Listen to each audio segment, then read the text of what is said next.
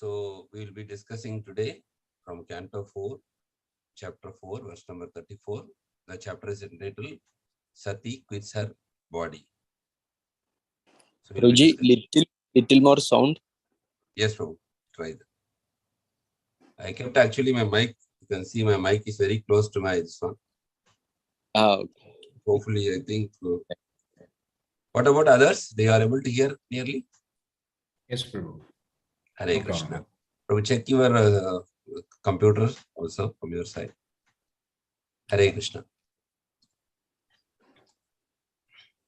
So, based on the teachings of His Divine Grace, A.C. Bhaktivedanta Swami Srila Prabhupada ki Jai. Om Namo Bhagavate Vasudevaya. Om Namo Bhagavate Vasudevaya. Om Namo Bhagavate Vasudevaya. Narayanam Namaskrityam Naram Chaiva Narottamam Devim Saraswatim Vyasam Tado Jayamudire Nashtra Prayesha Bhadreshu Nityam Bhagavata Sevaya Bhagavati Uttama Sloke Bhaktir Bhavati Naishtaki Krishnaya Vasudevaya Devaki Nandanaya Cha Nanda Gopakumaraya Govindaya Namo Namaha Namah Pankajanabhaya Namah Pankajamalini Namah Pankajetraya Namaste Pankajangrehe. Hare Krishna. Srimad Bhagavatam 4.4.34. So we'll read the verse now. Recite the verse. Tair alatyudai sarve. Tair alatyudai sarve. Pramata saha guhyaka. Hanyamana disho bejur. Usadbir brahma tejasa. Tair alatyudai sarve. Pramata saha guhyaka. Hanyamana disho bejur. Usadbir brahma tejasa. Tair alat ayudha sarve. Pramata saha guhyaka. Hanyamana disho bejur. Usadbir brahma tejasa. Prabhuji's Mataji, something you would like to say? Hare Krishna, Prabhu. Hare Krishna.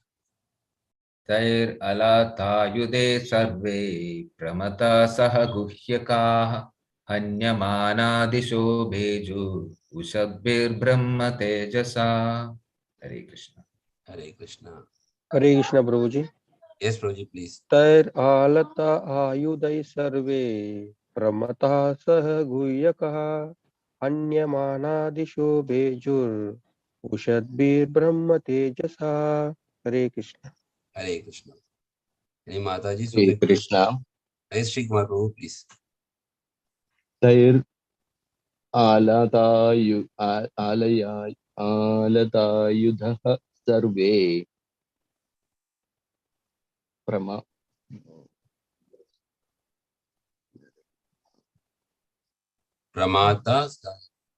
No, we are not able to hear. Yes. No, my computer has just changed. I was reading from the computer. Okay. Pramadaiha saha guhyaka aya anyamanana disho bhejur ushadhair brahma tejasa. Hare Krishna. Hare Krishna. Any Mataji would like to say?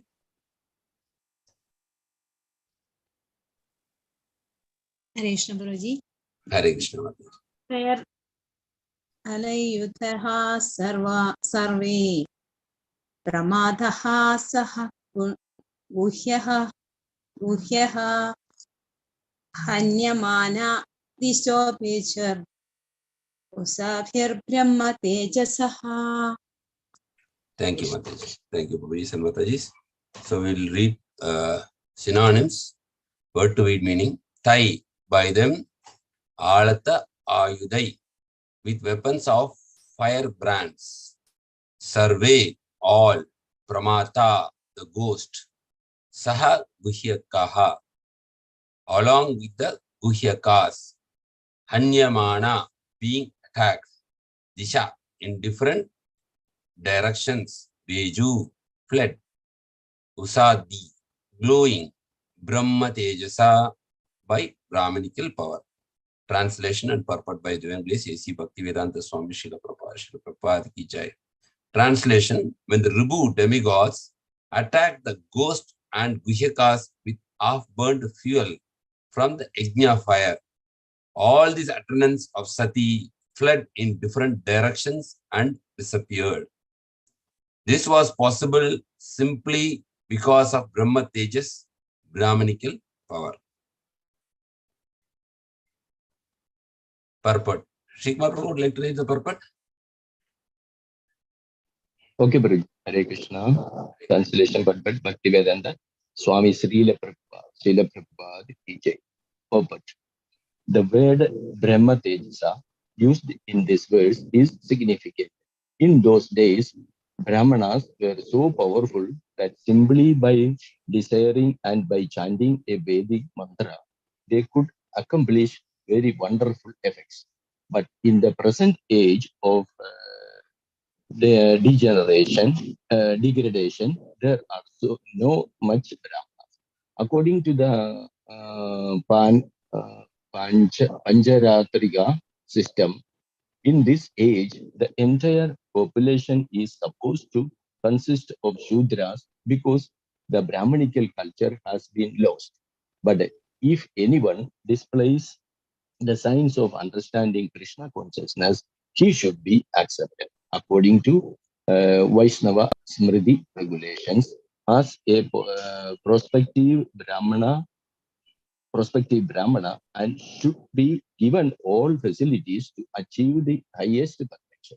The most magnanimous gift of Lord Chaitanya is that the highest perfection of life is available in this fallen age if one simply adopts the process of chanting Hare Krishna, which is able to bring about the fulfillment of all activities in self-realization. Hare Krishna. Thank you. Hare. Thank you, Prabhu. So that is, as said, this is the last verse in this chapter of fourth chapter. So we'll recite the Mangalacharan prayers. Om Ajnanat Mirandasya Jananjana Shalakya Chakshurun Militam Yena Tasmai Shri Guruve Namaha. Shri Chaitanya Manobhishtam Stapitam Yena Bhutale Swayam Rupa Kadamayyam Dadati Swabrantikam Vandeham Shri Guru Shri Utapata Kamalam Shri Gurun Vaishnavamscha Shri Rupam Sagrajatam Sagana Raghunathanvitam Tam Sajivam Sadvaitam Savadutam Parijana Sahitam Krishna Chaitanya Devam Shri Radha Krishna Padan Sagana Lalita Shri Vishakhanvitam Cha He Krishna Karuna Sindhu Dina Bandho Jagatpate Gopesha Gopika Kanta Radha Kanta Namostute Tapta Kanchana Gaurangi Radhe Vrindavaneshwari Rishabhanusute Devi Pranamami Hari Priye Vancha Kalpatarubhyascha Kripa Sindhubhyevacha Patitanam Pavanebhyo Vaishnavebhyo Namo Namaha Namo Vishnupadaya Krishna Preshtaya Bhutale Srimate Bhaktivedanta Swami Niti Namine Namaste Saraswati Deve Gauravani Pracharine Nirvishesha Shunyavadi Paschat Desatarine Mugam Karoti Vachalam Pangun Langete Girim Yetrapadam Vande Shri Gurum Dinatarinam Paramananda Madhavam Shri Chaitanya Ishwaram Jai Shri Krishna Chaitanya Prabhu Nityananda Shri Dvaita Gadadhara Shivasati Gaura Bhakta Vrinda Hare Krishna Krishna Krishna Hare Hare Hare Rama Rama Rama Hare Hare.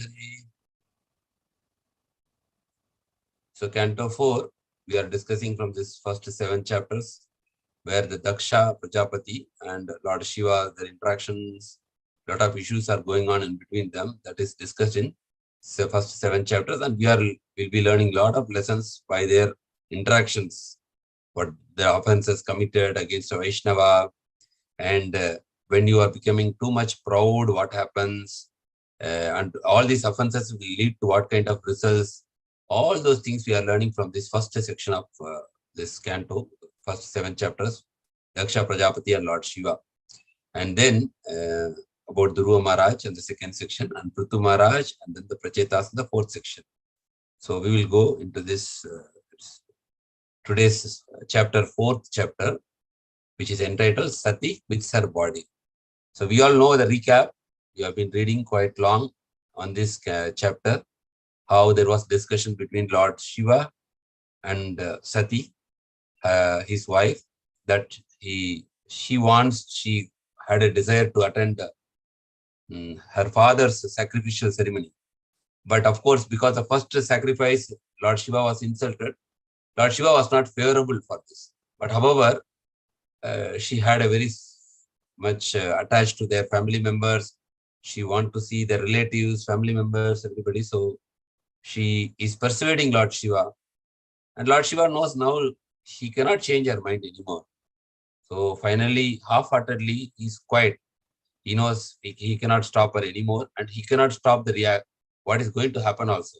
Whatever will happen by the will of providence, it's going to happen. So he remains silent. And Sati, out of her emotions and disturbed mind, she left Lord Shiva to attend this ceremony.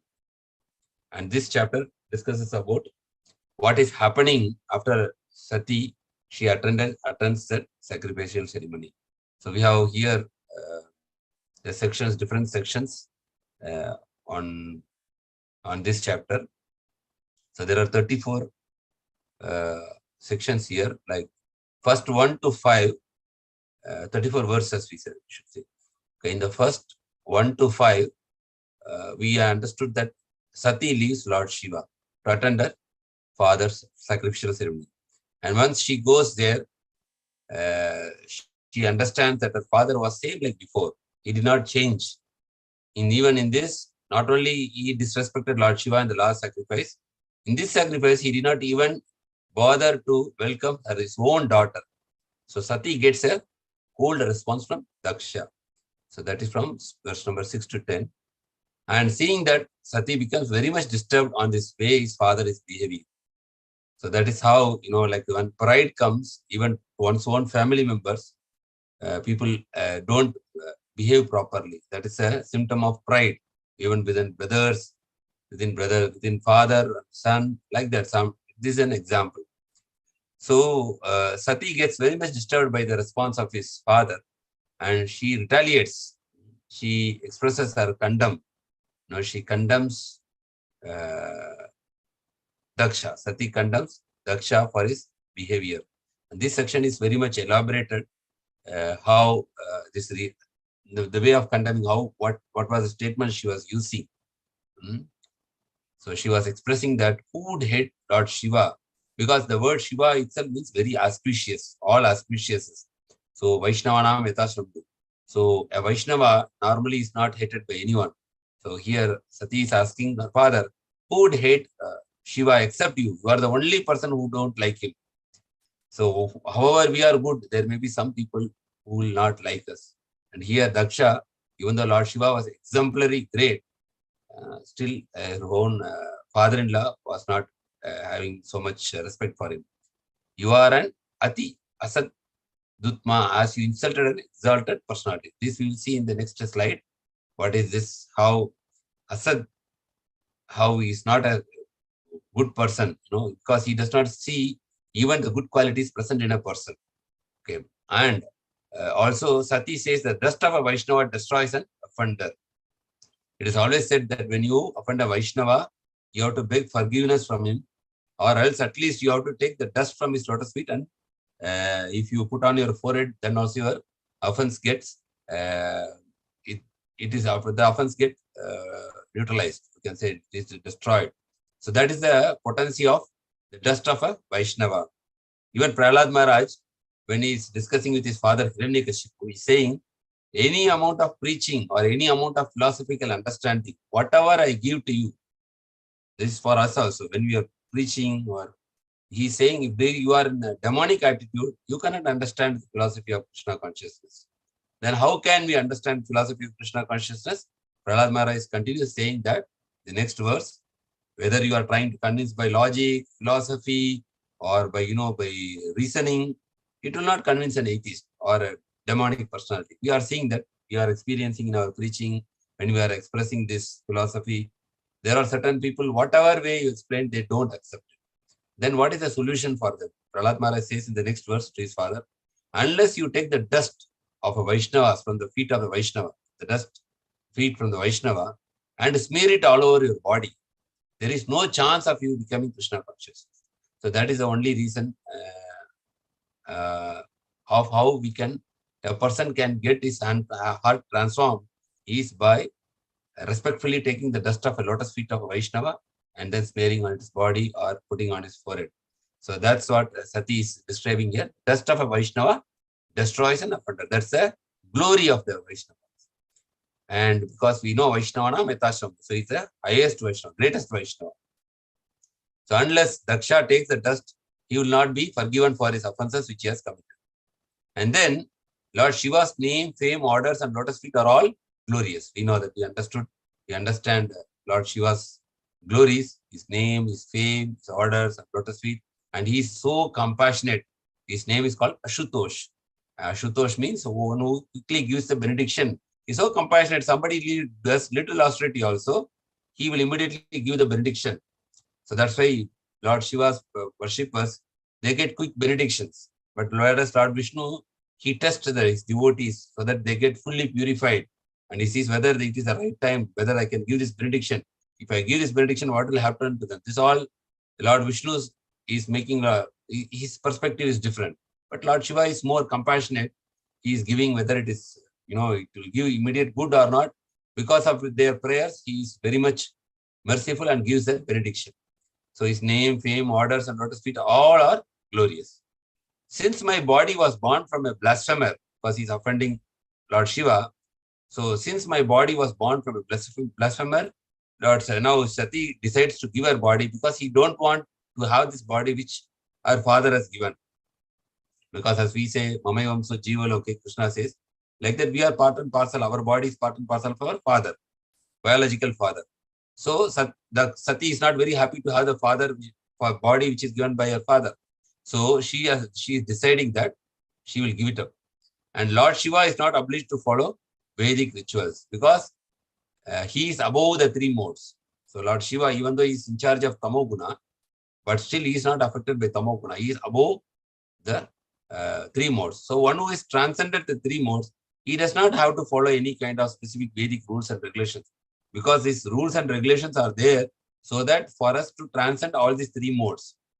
But because the Lord Shiva already established in that position, he is not obliged to follow any Vedic rules.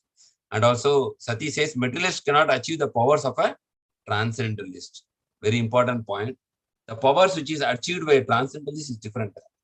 So Prabhupada gives in one of the purport in Srimad Bhagavatam, one who controls his senses, he becomes a spiritual hero. And one who enjoys his senses, he becomes a material hero. So that is very important to understand. One who is trying to enjoy his senses, material senses to his fullest extent. He has good clothes, good things. That he is called, in the material perspective, he is called a material hero. Like if you see a movie star, he has good clothes, he has, everything is fame, power, wealth, everything is there. So one who tries to enjoy his senses, material senses to the maximum is called a material hero. But one who is trying to control his senses, he becomes a spiritual hero. Prabhupada writes where this Mohini Murti incarnation and all these things are there. Prabhupada writes this statement, the purport that how the spiritual hero is a very glorious position.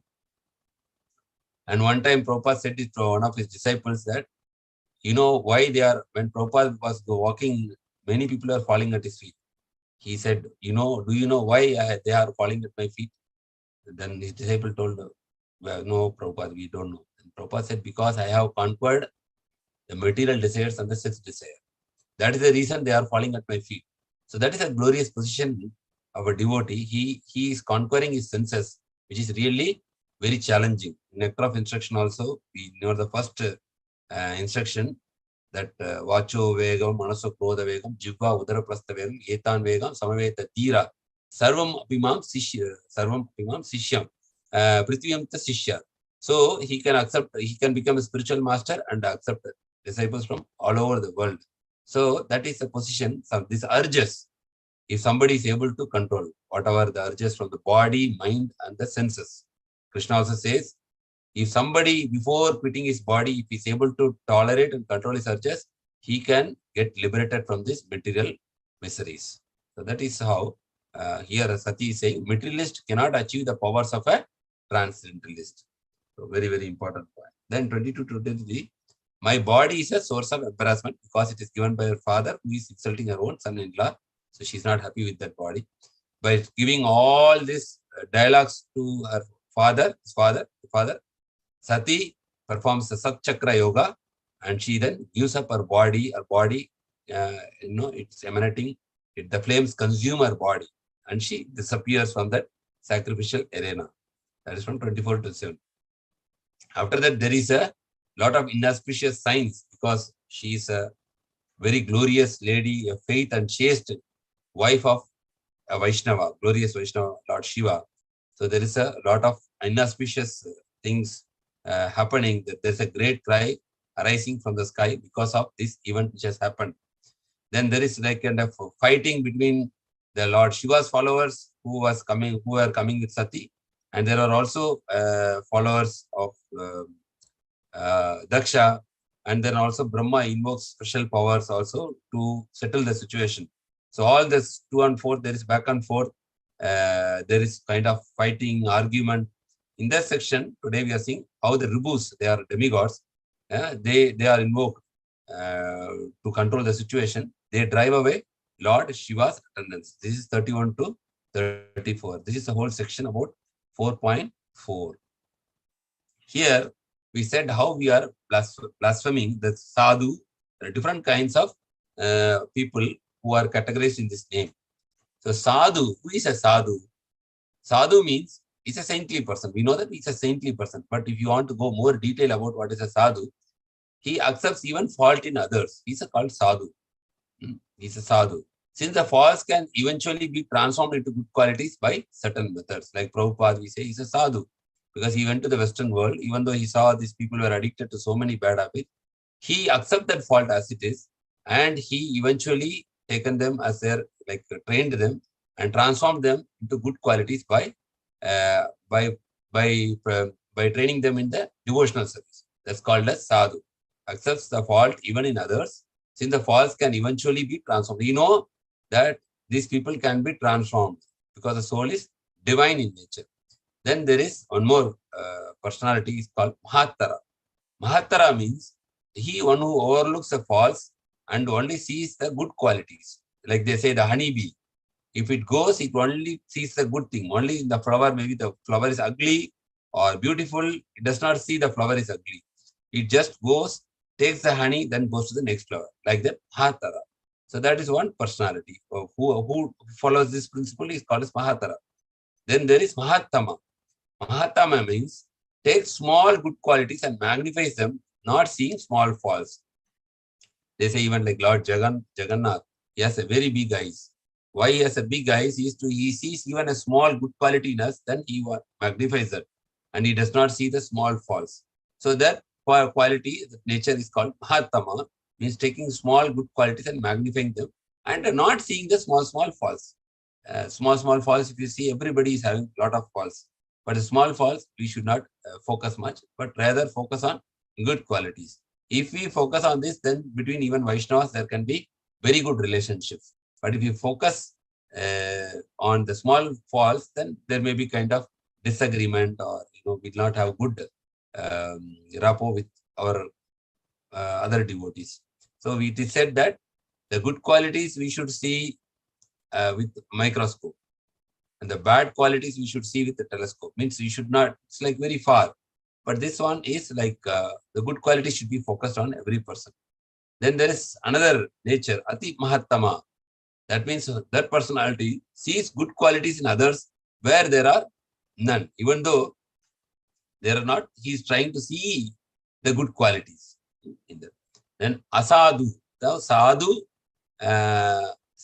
opposite is asadu. It's opposite. When you put A in the Sanskrit word, it becomes opposite. Things that someone's good qualities will turn into false. Okay. Even that good quality will turn into false. And then asadu thara. Here, what is said here? Asadu tama. Okay. Asadu tara means see false only, overlooking the good qualities. In that, highest is that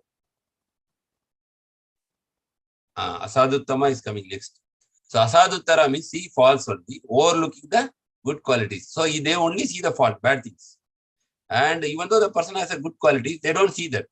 You know, some people, when we do everything nicely, they see that one thing and they will criticize that one. They have never seen whatever we did, others, whatever we did, they don't see that. Maybe we do 10 things, all the 9 was perfect. The one was little bit, some error happened. They only see that and they will highlight. So that is Asaduttara. Higher than they see. That is like Guhya, Guhyatara, Guhyatama. Confidential, more confidential, most confidential. Like that here, Asadu, Asaduttara, then Asaduttama. Means the most, it is most like highest degree of Asadu.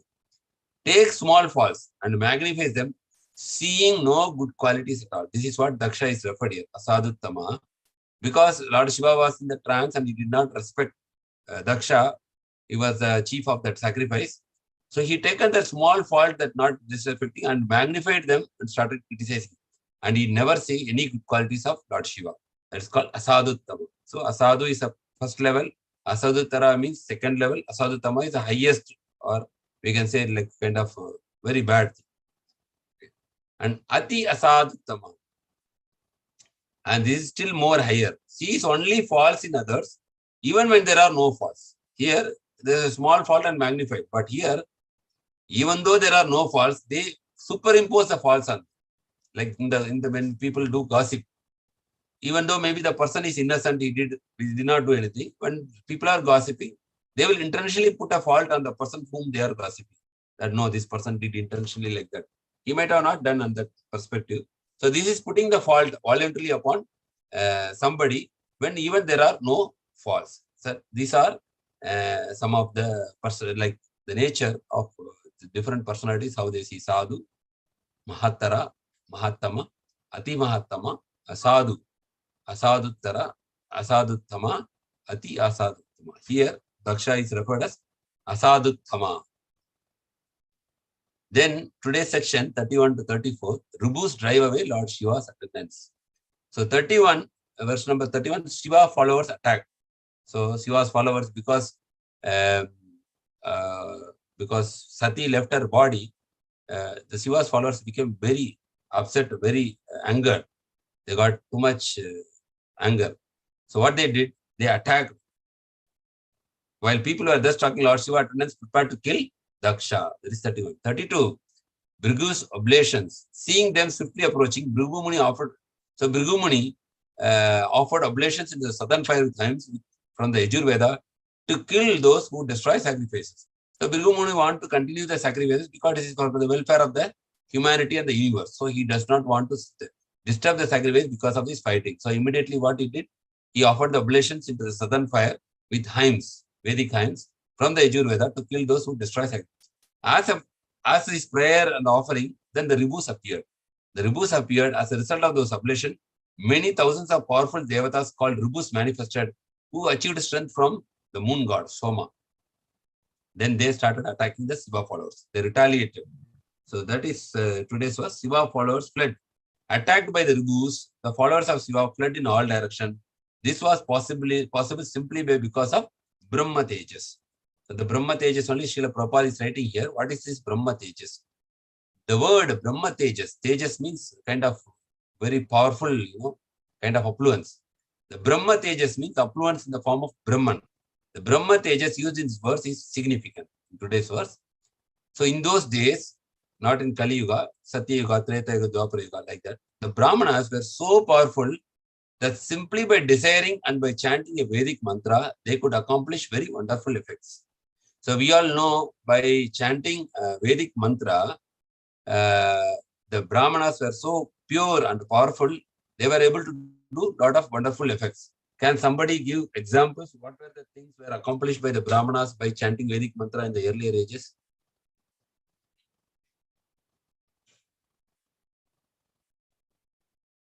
Hare Krishna.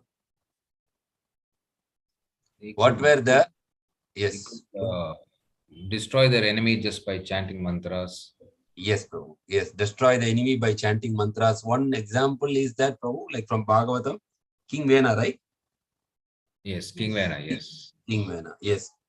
Yes. Any other points? Any other? During Vedic sacrifices also, when they are giving this Ashwamedha Yajna, Gomedha Yajna, they were chanting mantra that by that mantra, whatever the dead animal will get revived. They can revive the life of that animal or promote it to the next stage of life. That also was possible by chanting that mantras. That is one point. Any other point? For getting children. They get a human life, Prabhu. Sorry, Prabhu. Yeah, that particular animal gets a human life. That animal gets a human life. Yes, yes, yes. That is also was there by the power of mantra. Prabhuji, for getting children. Putra Kameshti Yajna, right? Yeah.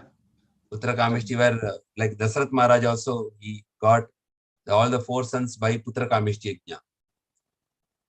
Okay, that is very good, Prabhu. Very good point. Anybody, anything else? Also, the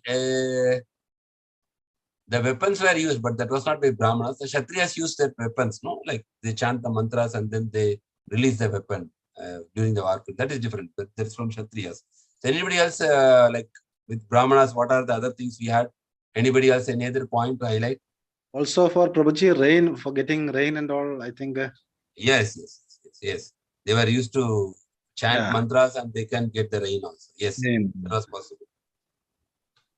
Prabhuji, they were able to lift these massive stones in the construction of temples just by chanting mantras. Yes, that is also a valid point. So any example, Prabhu, like where it was done or something like that, or it is kind of general? I've just heard this in general. Okay. So even if you see in the Tanjore temple, there's a like big stone on the top of the temple. Still now they are thinking that without, these days there is no crane that time. How this big stone has gone to the top of the tomb of the temple. So there is like the Brahmanas were so powerful that they can lift the heavy things by chanting the mantras. So that is also there. Anything else is there? Somebody can share? Another thing with relation to construction of temples, what I've heard from Maharaj's lecture with Prabhu is that just by chanting these mantras, they could convert a particular rock and make it as soft as putti. And then they'll do the carvings on it. And then it becomes solidified again. Very beautiful. Very nice, Prabhu. Thank you. So that is also there due to the power of the mantras. And Prabhu also we know, like to ignite an yajna, they will generate fire by chanting mantras. Yes, Prabhu. Right. Just by chanting mantras, the fire will automatically appear in the yajna kund. So that was also one of the power they had. So like that, there are a lot of things how the Brahmanas exhibited their power in those days by chanting a Vedic mantra. And I think maybe some diseases are also cured, right? Many diseases are also cured by chanting Vedic mantras, right? That was also there. Yes, that was also there. I think Atharva Veda, or I don't know, one particular Veda deals especially with this. Atharva Veda, I think it is for warfare, right? Warfare. Which one is for warfare? Okay. Sama Veda is songs. Rig Veda, we know that's the origin, this one. Sama Veda, Yajur Veda, Atharva Veda. Okay. So, of course, we know Ayurveda is there. But Atharva Veda, I'm also not very clear. But we know that people the Brahmanas by chanting mantras, they were able to cure diseases also. So that was also the power of chanting the Vedic mantras. And there are like a lot of things like that. Even today, there are researches conducted by chanting Vedic mantras. Even though the Brahmanas are not very powerful as previous ages, they have done some research on this chanting mantras, how it can improve our kind of, the memory our intelligence, how it can penetrate into these coverings of the body and reach the soul, like this kind of the sound form, the sound, the way we pronounce it, how it can make a lot of difference within this universe, to make a lot of auspiciousness, like that. And Srila Prabhupada also in Hyderabad, when there was no rain, he told his disciples to chant the Maha Mantra, the Sankirtana Yajna. After Sankirtana Yajna, many years there was a drought there in Hyderabad. After chanting that mantra, Hare Krishna mantra, there was a heavy downpour of rain. So this was also practically demonstrated even in Kali Yuga. So that is all we understand. There are still a lot more, but whatever we shared, we can understand from that. But in the present age of degradation, which is Kali Yuga, there are no such Brahmanas. Because now Brahmanas means they don't follow the principles of purity, especially that 4 principles we have, the mercy, compassion, truthfulness, and austerity. Those things are gradually declining because they have not taken up the occupation of reading Vedic literature. They have come into some material occupations. They have left their original dharma of studying the Vedic literatures, Yajan, Yajan, Patan, like that. They had some dharma for them, but they have left that and they have taken material occupation. So gradually the purity gone. When the purity goes, then they lose their power also. So that is the present age. According to Pancharatrika system, in this age, entire population is supposed to consist of Shudras, Kalau Shudra Sambhava. Srila Prabhupada quoted many times that there is no Brahmana, there is no Kshatriya, there is no Vaishya, there is no, everybody in this Kali Yuga, whoever is born, Kalau Shudra Sambhava, means everybody by default is Shudra. Why? Because why we are Shudra? Because the Brahmana never earns money. He just lives on a charity basis. Whatever the king gives, wherever the society gives them, based on that, they give sometimes gold coins, the king gives some, the society gives them rice and whatever, required for sustained for a living, milk and everything. So the Brahmana, they teach and guide the society and they get something in the return, but they don't get salary. So that is why Brahmana, that is, Kshatriya has his own kingdom. So he governs a kingdom and he earns a living like that. And Vaishya also, he does his own business, like he has field cultivation, cow protection, he milks, he sells the milk or exchanges the milk with some other thing. But he does not go and work under a person. Shudra means he works under a master and he gets paid salary for that. He gets remuneration for that. Those are called Shudras. And in this age, practically, if you see everybody, almost we are all working for some higher authorities or organization and we are getting a monthly remuneration. So it is called, the scripture says in Kalau Shudra Sambhava, means everybody is devout by Shudra and the Brahmanical culture has been lost. But the Shudra need not be Shudra even though born, but by proper training, the Shudra can become a Brahmana. So that is how in the next paragraph Srila Prabhupada says, but if anyone displays the signs of understanding Krishna consciousness, like they show the inclination, like we know Shraddha, that 9 stages are the Shraddha. The initial inclination is called Shraddha. Then Sadhu Sangha. Then he associates with devotees. And then Bhajana Kriya, he takes up the process of chanting. Then he gets purified from all the Shudra qualities. And that is Anartha Nivritti. Then Nishtha. Then he becomes solidly fixed. Nishtha. Then he takes a Nishtha, Ruchi. He gets a taste of the higher taste. And then he gets an attachment to the process of this devotional service. Then he gets Bhava, emotions, positive emotions within himself when he is executing devotional service. And finally, the culmination of Bhava leads to the final goal of human life, which is called Prema, the love for the Lord. So anybody displays the signs, the inclination here, not the higher stage, the initial stage of inclination to understand about God and the scriptures. He has faith in the scriptures. He respects the culture. He respects our dharma. Those persons, he should be accepted according to Vaishnava Smriti regulations as a prospective Brahmana. Means he's a very capable personality and he should be given all facilities to achieve the highest perfection. So Prabhupada said that this is ISKCON he has created to create Brahmanas all over the world. So he has established, given all the facilities in the form of temples, in the form of books. He has given the facilities so that whoever has this inclination, he can develop himself to a Brahmana or higher than Brahmana, which is a Vaishnava. The most magnanimous gift of Lord Chaitanya is that the highest perfection of life is available in this fallen age if one simply adopts the process of chanting Hare Krishna. So the biggest gift, Parama Karuna, Pahundui Jana, Nitai Gora Chandra, Sabhavatara, Shara Shiromani, Kevala Ananda Kanda. So what is the most merciful incarnation of all the avatars is Lord Chaitanya Mahaprabhu, because he has given a magnanimous gift to all the humanity, that we can perfect our life if we adopt the process of chanting Hare Krishna, which is able to bring about the fulfillment of all activities in self-realization. So here I would like to highlight one point, which is very important point. So God has an unlimited varieties of names. Some of them are Jehovah, Buddha, Allah, which we are all familiar. Right? While the names of Krishna and Rama also we know. So however, whatever name of God we accept, all scripture are joined to chant for spiritual perfection. So let us see. Muhammad in Quran, he says, glorify the name of your Lord, the Most High. Quran 87.2. And Saint Paul says in Christianity, everyone who calls upon the name of the Lord will be saved. Romans 10:13.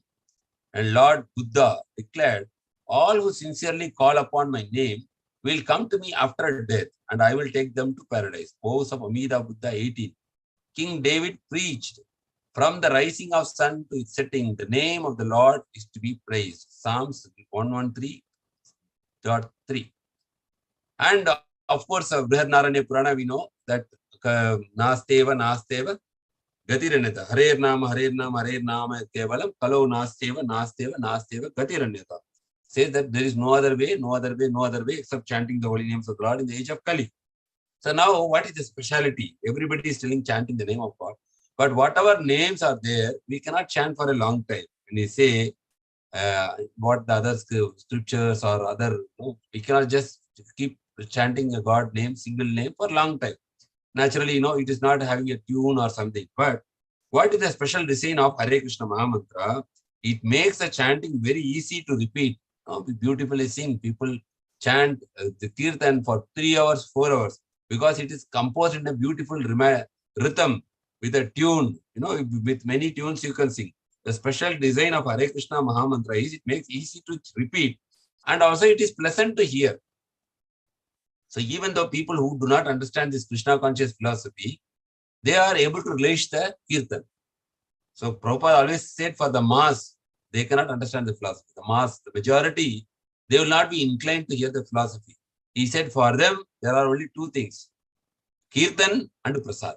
2 things only, not third thing also. No Bhagavad Gita, no Bhagavatam. Kirtan and prasad. So kirtan everybody likes. Even sometimes atheists are also religious in kirtan, because there is music, there is prasad also the atheist likes. So it is made in a pleasant to hear.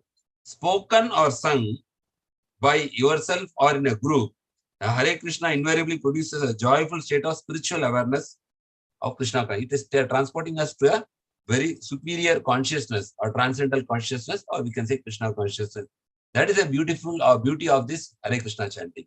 So we know now even though we know the chanting is very powerful, any name of God which is as powerful, but still this chant has a specific significance that it is very sweet to chant and very pleasant to hear, and it can be continuously chanted for hours together. And by chanting, it also purifies our heart and transports us to a higher consciousness. And it is very suitable for all the masses of people. They are ready to hear. When there's a kirtan, all the people come. But when you talk about philosophy, people sleep. Sometimes, even we see the devotees, when we talk about philosophy, sometimes they are exhausted, they sleep. But when there is a kirtan, we hardly see anybody sleep. Nobody sleeps, because it's a very active vibration.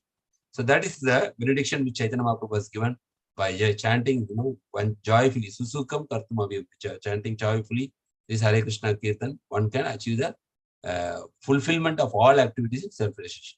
Thus, in the Bhaktivedanta purport of 4th canto, 4th chapter of Srimad Bhagavatam, entitled Sati with her body. Hare Krishna, Krishna Krishna, Hare Hare, Hare Rama, Rama Rama, Hare Hare. Chant and be happy. Hare Krishna. So we have come to the end of this today's session. If anybody is having any doubt whatever we discussed today, please you can unmute and or if you have any comments to add to whatever discussed today, some important points you need to highlight, whatever you heard, you are most welcome to present it. Hare Krishna. Thank you very much, Prabhu, for your wonderful class. Hare Krishna, Prabhu. It's all Srila Prabhupada's glory and mercy. Thank you. Hare Krishna. Hare Krishna.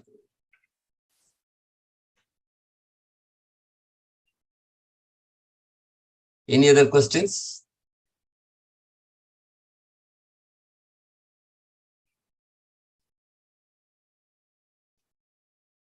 Okay. Kumar Prabhu has, I think, wants to say something. Yes, Prabhu, please. Shikmar Prabhu. Prabhuji, it's a wonderful class. You Hare have Krishna. elaborately explained everything, and not only the words, more interaction. That's why we are eager to have Prabhuji's class to contain more knowledge about the words and related. Thank you, Thank you Prabhu. very much, Prabhuji. Hare Krishna. Thank you, Prabhu. Hare Krishna, Prabhu. So we have to learn a lot of lessons from this, like how the offense to a Vaishnava, Daksha, how he offended, and how Lord Shiva, was very patient. He was very forgiving. So all these lessons we can learn from these wonderful lessons from this Srimad Bhagavatam, this chapter. We keep learning from Srimad Bhagavatam to uplift our life, to purify our consciousness, and to develop in our bhakti, devotional service. Hare Krishna. So if there are no other questions, we will end up the session here. And today evening, KST 7 p.m., IST 9:30 p.m., we will be having Bhagavatam 10th Canto detailed study. So welcome you all for this. And also coming days, Monday, we'll have 64 rounds chanting for dedicated to peace for the Ukraine devotees, Ukraine and Ukraine devotees, for the people in Ukraine. We'll have 64 round chanting in our hall. And on Tuesday, we will read Guru Maharaj biography from Milwaukee to Mayapur online. So everybody is welcome to attend. Online you can log in from morning 9 or 9:30. Same Bhagavatam will not be there on Tuesday. So we will be reading this whole biography online. We share it on the screen and we can all read together and relish this wonderful spiritual journey of Guru Maharaj. So that will be Tuesday morning, 9:30. This will be for the Eid holidays program, special program. So welcome you all, and you can spread this word to your colleagues also. If they are interested also, they can log in. And of course, we will circulate the invitation also for that. So you can share. And definitely everybody likes to read biographies. And always it is when you read the biography, you get tremendous inspiration by seeing such glorious personalities. In our own life, we get inspiration. So welcome you all for Tuesday's book reading also. Hare Krishna. Vancha kalpatarubhascha kripa sindhubhyo cha patyanam pavadebhyo Vaishnavebhyo namo namaha. Ananta Kodi Vaishnavanta ki jai, Adhara Srimad Bhagavatam ki jai, Jagat Guru Srila Prabhupada ki jai, Ananta Kodi Vaishnavanta ki jai. All glories to assembled devotees, all glories to assembled devotees, all glories to assembled devotees. Hare Krishna. Thank you all for giving your time to attend this session. See you today evening. Hare Krishna. Hare Krishna. Prabhu. Thank you. Hare Krishna. Thank you. Hare Krishna.